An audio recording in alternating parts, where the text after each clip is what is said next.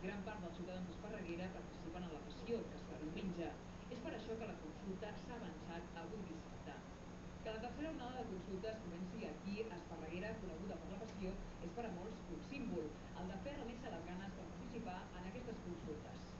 Precisament, saber quanta gent participarà en aquestes consultes serà un dels punts d'interès, sobretot després de la no sentència del Tribunal Constitucional sobre l'Estatut. Aquesta és una consulta organitzada per la societat, amb el suport de partits, com Esquerra Republicana, d'entitats i persones a títol individual. I tot i així hem superat amb escreix la participació de països com Itàlia o Suïssa, que organitzen referèndums per consultar la seva ciutadania amb el suport de les institucions i la promoció dels governs. Per supervisar el procés de votacions, la Coordinadora Nacional ha convidat uns 40 observadors internacionals.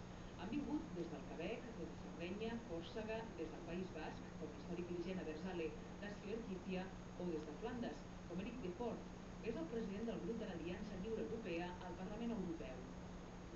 Si els catalans volen la independència, tenen el dret complet de dir volem la independència i aconseguir-la per la via democràtica, no per la violència. Repartits en grups, uns quants aniran a Reus, altres a Girona, altres a Igualada, altres a Valls, fins a cobrir tot el territori on demà es faran les consultes.